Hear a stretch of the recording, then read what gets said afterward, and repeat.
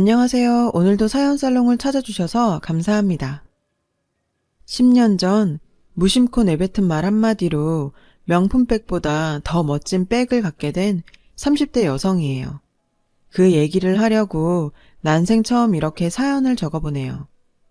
얼마 전까지 전 결혼 준비 중이었고 지금은 깨진 결혼을 수습 중이에요. 식을 3개월 앞두고 파혼을 했거든요. 파혼 소식을 들은 지인들은 하나같이 괜찮냐고 물어요. 사실 전 정말 이상하리만치 아무렇지도 않은데도요. 그건 어쩌면 결혼을 준비하는 내내 이 결혼을 하는 게 맞는 건가 갈등해왔기 때문인지도 모르겠어요. 사실 이 결혼은 임신 때문에 마지못해 진행했던 결혼이거든요. 엎질러진 물 다시 담을 수 없어서 억지 춘향 노릇을 해왔던 거죠. 그렇다 보니 뱃속의 아이를 원망하는 날도 많았어요. 아이만 생기지 않았더라면. 수없이 되뇌었죠. 그러다 정신이 들면 그런 마음을 품는 제 자신이 혐오스럽기까지 했어요. 잘못은 저랑 남친이 저질러 놓고 죄 없는 아이 탓만 하는 셈이니까요. 하루에도 12번씩 스스로를 다잡으며 준비했던 결혼이었어요.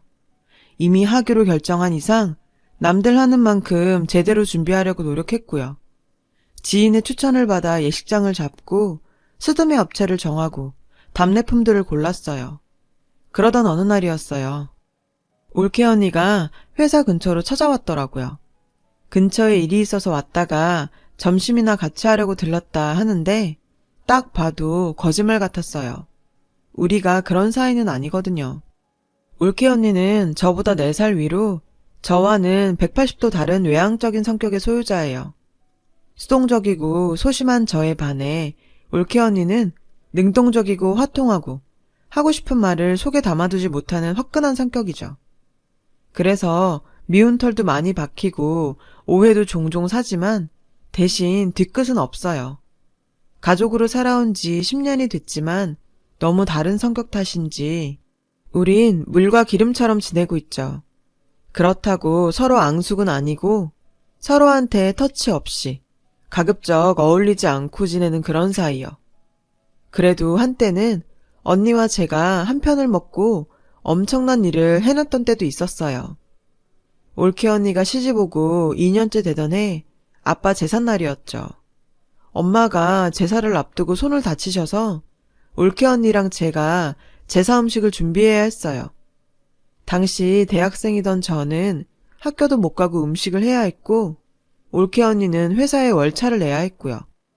우린 아침부터 양손 가득 장을 봐와선 숨 고를 틈도 없이 달려들어 씻고 다듬고 전 부치고 밥도 굶어가며 밤까지 일했어요. 근데 결과가 어땠는지 아세요? 우리 두 사람의 희생에도 불구하고 스포트라이트는 오빠 혼자 받았어요. 엄마한텐 하루 종일 일한 며느리와 딸은 안중에도 없고 일 끝나고 밤늦게 본가러 온 아들만 보였던 거예요. 하루 종일 일하고도 부모 제사까지 챙긴 기특한 자식으로요. 그뿐인가요? 집안 어른들 다들 오셔서 드세요. 맛있게 드시고 우리 아들이 이렇게 열심히 조상님을 모시는데 아프지 말고 승승장구할 수 있도록 조상님들께서 보살펴 주십시오. 아, 글쎄 이러지 뭐예요. 올케 언니가 제가 차려놓은 제사상 앞에서 오빠 잘 되라고 비는 게 어딨어요. 기가 막혀서 정말. 생각 같아선 한마디 하고 싶었지만 꼭 참았어요. 그때였어요. 어머님, 이건 좀 아니죠. 이이가 제사상 차렸나요? 음식 만드는데 뭐 한 게 있다고 조상님들께 이이만 잘 되라고 빌어주세요. 아침부터 밥도 굶고 죽어라 일한 건 아가씨랑 저예요. 근데 그런 식으로 말씀하시면 너무 서운하죠. 이럴 거면 처음부터 이 불러 시키실 일이지. 왜 저랑 아가씨한테 시키셨어요? 계속 이러시면 저 다음부터 일 못해요. 돈 받고 하는 일도 아닌데 영광도 못 누릴 거면 제가 이딴 걸 왜 해요? 올케 언니가 눈 하나 깜빡 않고 저희 엄마한테 조목조목 따지지 뭐예요. 근데 그게 건방져 보인다거나 얄밉다기보단 제 안에 쌓여있던 묵은 채증이 한 방에 쏙 내려가는 것처럼 완전 시원하더라고요. 그래서 덕분에 저도 용기를 내서 한마디 거들었죠. 맞아. 공적은 힘들어 참여한 사람들한테 돌아가는 게 마땅하지. 노력 없이 남자란 이유로 영광만 챙기는 게 말이 돼? 엄마도 그러는 거 아니야. 기껏 일한 사람들 기운 빠지게. 나도 다음부터 일 안 해. 믿었던 딸내미까지 반기를 들자 엄마는 난처한 표정이 됐죠. 내 딸도 이러고 달려드는데 남의 딸을 무슨 빌미로 혼내겠어요. 언니는 쐐기를 박을 생각으로 엄마 들으라는 듯 오빠한테 한마디 했어요. 여보, 다음 제사 때부턴 당신이 월차 내고 당신이 음식해. 당신 아버지 제사잖아. 참, 명절 때도 마찬가지야. 왜 항상 여자만 일을 해야 돼? 밖에서 돈도 같이 버는데. 안 그래요, 어머니? 결국 그날 엄마는 올케 언니랑 저한테 사과를 하셨어요. 그리고 그날 이후 명절과 제사 때는 오빠도 똑같이 음식도 만들고 설거지도 하게 됐죠. 올케 언니와 제가 이룬 업적이라면 업적이죠. 하지만 딱 여기까지였어요. 그날 이후 더 이상의 협공은 없었죠. 만나기로 한 장소로 나가보니 올케 언니가 먼저 와 있더라고요. 언니는 절 보자 대뜸 도살장에 끌려가는 소 같네. 몸도 점점 무거워질 텐데 결혼 준비하느라 바쁘죠? 내가 도울 일 있으면 언제든 얘기해요, 아가씨. 아가씨한텐 내가 빚진 것도 있고. 빚이요? 올케는 피식 웃더니 나 처음 인사드리러 왔을 때 기억 안 나요? 10년 전. 그러니까 오빠가 결혼 상대자로 올케 언니를 집에 데려온 날이었어요. 부모님께 결혼 허락을 받으러 왔다고는 하지만 이미 임신 5개월에 접어든 상태로 결혼을 앞둔 형식적인 방문에 불과했죠. 우리 엄마는 시종일관 못마땅한 표정이었어요. 대놓고 말씀은 안 하셨지만 여자가 몸 간수 잘못해 벌어진 일로 치부하는 분위기였어요. 엄마는 아침 드라마 속 못된 시어머니처럼 올케 언니를 향해 가시돋은 말을 내뱉었죠. 요즘엔 혼수 대신 손주라고 한다지만 그게 내 일이 될 줄은 몰랐네. 에휴. 올케 언니는 예비 시어머니와의 첫 대면에서부터 죄인처럼 고개를 숙여야 했어요. 오빠는 아무렇지 않은데 올케 언니만 독박 쓰게 된 거죠. 그 모습에 저도 모르게 화가 치밀어 올랐어요. 참다 못해 한마디 했죠. 그게 왜 여자 탓이야? 동정녀 마리아도 아니고 막말로 오빠가 전일 건드렸으니까 애가 생긴 거지. 언니 혼자 만들었겠냐고.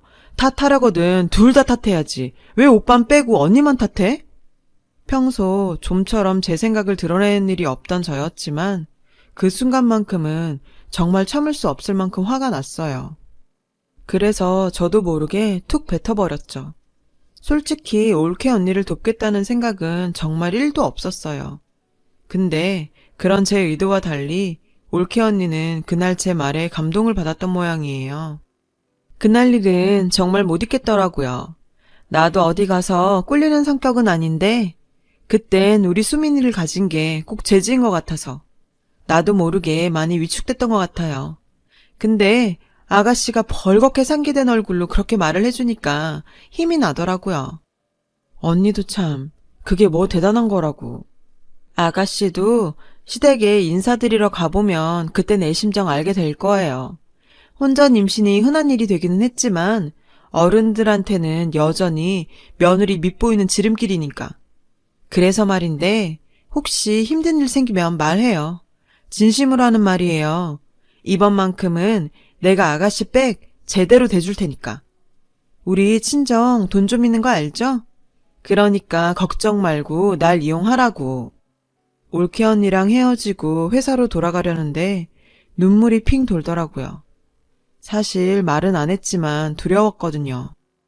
시부모님 만나는 것도 그렇고 누군가의 아내로 살게 된다는 것도 그렇고 무엇보다 엄마가 된다는 게 두려웠어요. 그런데 올케 언니 응원을 듣고 나니까 그렇게 고맙더라고요. 그리고 얼마 뒤 전 남친과 함께 예비시댁을 찾았어요. 집안에 들어서자 냉랭한 기류가 흘렀어요. 아니나 다를까 사립고등학교 교감으로 재직 중이신 예비 시아버님은 저랑 눈도 마주치지 않으시더라고요. 등 돌리고 앉으셔선 땅이 꺼져라 한숨을 쉬어대셨죠. 동료 교사들 보기 민망해서 결혼식을 어떻게 치르냐시면서요. 그러다 망신스러워서 살 수가 없다시며 결국 자리를 뜨셨어요. 전 죄인처럼 고개를 푹 숙이곤 시간이 빨리 흐르기만을 바랬죠. 예비 시어머님과 시누이는 나란히 앉아서 절 머리부터 발끝까지 살피더군요. 어머님은 어차피 이렇게 된 거 별 수 있냐시며 딸 자식 관수 잘못해서 이런 결혼하게 됐으니 양심이 있다면 혼수는 성의껏 해오지 않겠냐고. 은근히 혼수 압박을 하시더라고요. 엎질러진 물인데 어쩌겠어요. 우리 성준이 처복이 이 정도인걸. 근데 니네 부모님도 그렇다. 시댁에 인사 보내면서 어떻게 빈손으로 보내니? 엄마, 빈손으로 온 거 아니야. 아까 들고 온 홍삼 액기스 있잖아. 그거 가영이가 사온 거야. 눈치 없게 남친이 끼어들었어요. 넌 좀 조용히 안 해? 낄 때 안 낄 때도 모르고. 단도직입적으로 얘기하마. 너도 봤겠지만 성준이 아버진 명예가 무엇보다 중요하신 분이다. 네가 그런 분 얼굴에 먹칠한 건 알겠니? 교감 체면이 있지. 어떻게 이런 혼사를 치러? 3개월 뒤면 네 배도 더 나올 텐데 드레스로 커버가 되겠니? 그렇다고 식을 안 올릴 수도 없고. 엄마, 그럼 양가 식구들끼리만 모여서 스몰 웨딩으로 하면 어떨까? 자기야, 그거 괜찮겠지? 그러자 어머님이 소리를 버럭 지르셨어요. 아휴, 이 덜 떨어진 놈아. 뿌린 건 걷어들여야 할 거 아니야. 네 아빠 정년퇴직 전에 식 올리는 이유가 뭐겠냐? 아휴, 이놈의 새끼 누굴 닮아 이렇게 철딱서니가 없어. 암튼 우리 너 때문에 정말 피곤하게 됐어. 네가 지금 고가 넥키스 들고 여기 찾아올 처지가 아니란 말이야. 처녀가 애를 가졌으면 부끄러운 줄 알아야지. 넌 창피한 것도 모르니? 그러자 예비 시어머니 옆에 앉아있던 시누이가 한마디 거들더군요. 엄마, 뭘 바래? 생각이 있으면 배불러서 저러고 인사 왔겠어? 근데 임신 3개월이라더니 엄청 불렀는데? 설마 저 배에 다 살이야? 대박! 만삭 때 되면 장난 아니겠다. 오빤 저런 여자가 뭐가 좋다고. 어후. 아, 기가 막혀. 아니, 누가 누구 살을 흉봐? 딱 봐도 88은 넘어 보이는 게. 저요, 평소 5 입고요. 지금은 살이 약간 붙어서 66 입지만 정확히 5 반밖에 안 된다고요. 근데 살이 어쩌고 어째? 살면서 이런 수모는 처음이었어요. 결혼 전에 애를 가진 건 분명 잘못이라고 쳐요. 그렇다고 처음 보는 사람들한테 가혹할 정도의 비난을 받아야 하는 건 아니잖아요. 솔직히 할 말은 많았지만 자리가 자리인지라 정말 온 힘을 다해서 참았어요. 그날 밤 집으로 돌아와 침대에 털썩 누웠는데 올케 언니가 생각나더라고요. 10년 전 그날 언니도 지금의 나와 같았겠구나 생각하니 미안하더라고요. 그때였어요. 어머님한테 문자가 왔어요. 장문의 문자에는 엄청난 양의 혼수와 예단 목록이 빼곡히 적혀 있었죠. 기본 가구들은 물론 가전제품 풀세트에 안마의자와 고가의 홈카페 기구들, 샤넬 가방에 구찌 가방까지 난리도 아니었죠. 사람 앉혀놓고 네가 집안 망신 시켰다는 둥, 시아버지 얼굴에 먹칠했다는 둥, 뿌린 거 수거도 힘들겠다는 둥, 떠들어댄 게 다 이 혼수랑 예단 받아내려고 밑밥 간 거였어요. 안 그래도 힘든데 우는 사람 뺨 때리는 격으로 사람을 괴롭히다니. 결혼이고 뭐고 정말 이대로 다 끝내고 싶은 심정이었어요. 문득 올케 언니 말이 생각났어요. 힘들면 연락하라는 그 말이요. 그래서 염치불구하고 올케 언니한테 전화를 걸어 지금까지의 상황을 모조리 얘기했어요. 그리고 도움을 구했죠. 드디어 일주일 뒤 상견례 날이 됐어요. 전 엄마를 모시고 상견례 장소인 한정식 집으로 향했어요. 오빠는 올케 언니랑 따로 오기로 했고요. 우리가 도착하고 20분쯤 지나자 남친과 시부모님이 도착했어요. 시누이도요. 시부모님들은 룸으로 들어서는 순간부터 마치 빚받으러 온 사람들처럼 인상을 쓰곤 못마땅한 표정을 지었어요. 그 표정에 저희 엄마는 걱정이 되는지 움츠러들었고요. 그때였어요. 어머님께서 빽빽히 적힌 종이를 내미시더군요. 순서야 어찌됐든 할 건 해야겠죠? 며느리한테 문자로 이미 보내긴 했지만 몇 가지 추가된 게 있어서 가져왔습니다. 그쪽 형편이 어떤지 몰라서 시세에 맞춰 적은 거니까 한번 보세요. 요즘엔 다들 이 정도는 한다더라고요. 집은 지금 성준이 사는 집 계약이 안 끝나서 일단은 거기서 한 1년 살다가 그때 가서 얘기하는 걸로 하죠. 혼수와 예단 목록을 받아든 엄마는 황당한 표정으로 아무 말도 못 하셨어요. 당연하죠. 누가 상상이나 했겠어요. 전 남친한테 물었어요. 자기야, 이거 정말 다 해와야 돼? 아니, 지금 자기 집 평수가 기껏해야 20평 남짓인데 이걸 어떻게 다 들여놔?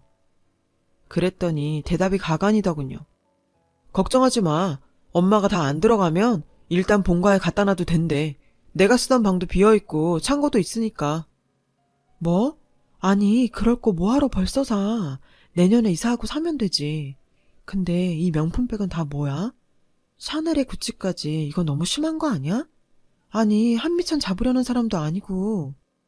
그러자 들으셨는지 어머님이 발끈했어요. 뭐? 한미천을 잡아? 얘 아주 말 이상하게 하네? 누가 한미천을 잡아? 너 말이면 단주라니? 우리 쪽에서 집도 해주는데 그깟 가방 쪼가리 몇 개 사오는 게 뭐가 그리 대수라고 이래? 사오기 싫으면 사오지 마.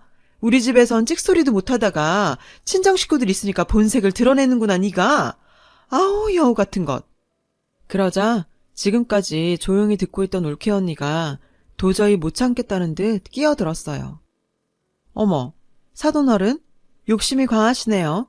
누가 보면 사자 직업 가진 아들 장가 보낸 줄 알겠어요. 근데 방금 말씀하신 집말인데요. 자간가요, 전세인가요? 순간 어머님 얼굴이 굳어버렸어요. 그러자 올케 언니는 기다렸다는 듯 쏘아댔죠. 부동산에 알아보니까 그 집 월세던데? 설마 신혼집을 월세방에서 시작하라고 하시는 건 아니시죠? 그러면서 이런 말도 안 되는 혼수랑 예단 바라시는 거면 완전 도둑놈 심보죠. 그렇게 명예를 중요시하는 집안에서 말이에요. 그 말에 아버님은 얼굴을 붉히시며 남친한테 이 말이 다 사실이냐 물으셨어요. 아, 몰라. 이거 다 엄마 때문이잖아. 그러게 왜 엄마가 보증금까지 빼선. 아버지, 이거 내 잘못 아니에요. 엄마가 집주인한테 말해서 월세로 돌린 거라고. 나도 매달 월세 메꾸느라 죽을 맛이라니까. 엄마 입 있으면 말해봐. 아우, 그래요. 월세 맞아요. 그게 뭐가 어때서? 내년에 전세집 구해주면 될 거 아니에요. 누가 안 해준대? 빚쟁이처럼 왜 난리들이야. 몸뚱이 함부로 굴려서 결혼 전에 애까지 뵌 주제. 남들 받는 건 다 받고 싶은 모양이지. 예전 같았으면 창피해서 고개도 못 들고 다닐 것들이 어디서 닥달은? 딸 자식 교육도 제대로 못한 주제. 사돈, 그러는 거 아닙니다. 창피한 줄 아세요. 그 순간 올케 언니는 명품백 속에서 누런 서류 봉투를 꺼냈어요. 적반하장도 유분수지. 정말 너무하시네요. 누가 누구 보고 딸 교육 못 시켰다는 거예요? 하도 우리 아가씨를 무시하길래 제가 좀 알아봤더니 그쪽 집 딸 교육은 참 희한하게 시키더라고요. 올케 언니는 사진 몇 장을 시아버님께 건넸어요. 산부인과를 나서는 어머님과 시누이 사진이었죠. 어머님이 직접 나서서 딸내미 중절 수술도 시키시고 대단하시네요. 그리고 내년엔 정말 전셋집이라도 구해주실 수 있는 건가요? 알아보니 사모펀드로 수억 날리셨던데 그거 어디 복구 되겠어요? 지금 사시는 집까지 저장 잡혀 있던데? 교육자 집안이라고 그렇게 자랑하시더니 그쪽 집은 자식 교육도 개판, 재정 상태도 개판이네요. 그래서 저희는요, 그 집에 저희 아가씨 안 보내기로 했습니다. 오늘 이 자리에 나온 건 그 얘기 전하려고 온 겁니다. 참, 끝으로 한마디만 더 할게요. 자식 앞세워 돈 뜯는 짓 그만하세요. 아들은 그 집에만 있습니까? 그리 변변치도 않은 아들 하나 가지고 생색은 그 집 아들 10트럭 줘도 우리 아가씨랑 절대 안 바꿔요. 그러니까 이 결혼 꿈 깨세요. 어머님 가시죠. 우리 식구들은 그렇게 상견례장을 나왔어요. 우리가 나오고 룸 안에서는 식구들끼리 싸움이 났는지 시끌벅적했죠. 시어머님이 사모펀드로 돈 날린 건 아버님도 남친도 모르는 일이었거든요. 게다가 신우이 중절 수술 일은 더더욱. 뭐 묻은 개가 겨 묻은 게 나무란다고 딱 그 짝이었죠. 참, 저는 결국 파혼을 선택했어요. 하지만 아이는 낳기로 했죠. 올케 언니가 그러더라고요. 살아보니 남편은 없어도 자식은 있어야겠더라고요. 그러니 낳으래요. 온 가족이 달려들면 애 하나 못 키우겠냐고요. 그래서 마음 굳게 먹고 애 낳기로 했어요.